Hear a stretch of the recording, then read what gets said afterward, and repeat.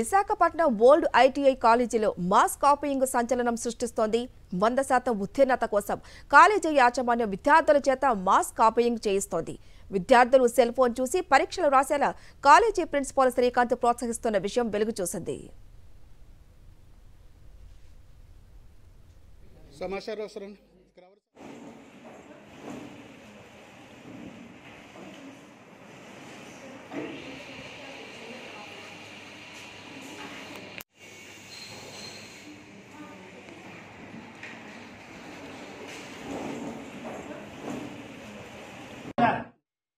ఎంతమంది చూసారు మీరు?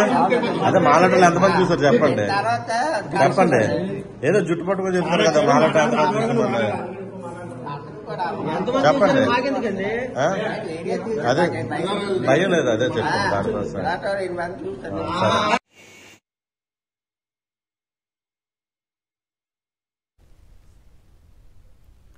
విశాఖపట్నం ఓల్డ్ ఐటీఐ కాలేజీలో మాస్ కాపీయింగ్ సంచలనం సృష్టిస్తోంది.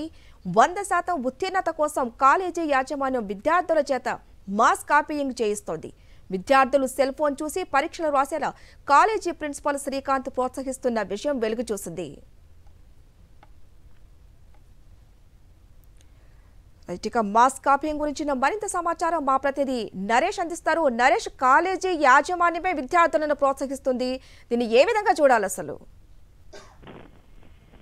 హరిత, విద్యకు సంబంధించి పరీక్ష అంశం చూసుకుంటే ప్రతి ఒక్కటి కూడా చాలా పగడ్బందీగా జరిగితే తప్ప మంచి నిడున్న విద్యార్థులు సమాజంలో కాదు. కానీ ఈ విధంగా మాస్ కాపీయింగ్ జరగడంతో ఎటువంటి విద్యార్హత లేకపోయినా సరే సర్టిఫికేట్లు పట్టుకున్న యువత బయటకు వచ్చిన సిచ్యువేషన్ కనిపిస్తుంది.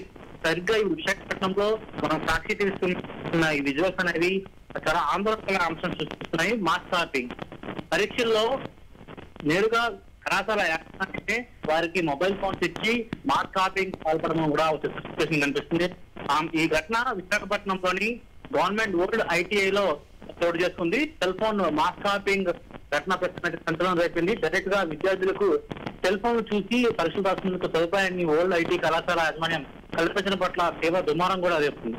అదే ప్రశాంత విశాఖపట్నంలో ఈ విధంగా మాస్ కాపీయింగ్ ఘటన సంచలనంగా మారింది. ఈ ఘటనకు సంబంధించి దర్యాప్తు చేయాలని కూడా ఆందోళన చేస్తున్నారు. ఎందుకంటే సుమారు ఒక్కొక్కరి దగ్గర నుంచి 3,000 రూపాయల నుంచి 4,000 రూపాయలు విద్యార్థుల దగ్గర తీసుకొని ఈ విధంగా మాస్ కాపీయింగ్ కి యాజమాన్యమే ఈ విధంగా ప్రోత్సహిస్తున్న ఒక ఆరోపణ కూడా చూపిస్తుంది. ఈ ఆరోపణ నేపథ్యంలో ఖచ్చితంగా దీని పట్ల వెంటనే అధికారులు ఎవరైతే ఉన్నతాధికారులు వారందరూ కూడా స్పందించాల్సి ఉంటుందని స్థానికులు డిమాండ్ చేస్తున్నారు. ఈ ఘటనకు సంబంధించి ప్రిన్సిపల్ ప్రోత్సాహంతో ఇదంతా ఒక ఆరోపణ కనిపిస్తుంది. ఇలాంటి తరుణంలో ఈ ఓల్డ్ ఐటీ సంబంధించిన ప్రిన్సిపల్ శ్రీకాంత్ లేదా వైస్ ప్రిన్సిపల్ ఉమాశంకర్ పై ఫిర్యాదు కూడా చేయడానికి స్థానికులు అవుతున్నట్టుగా తెలుస్తుంది. Thank you Naresh.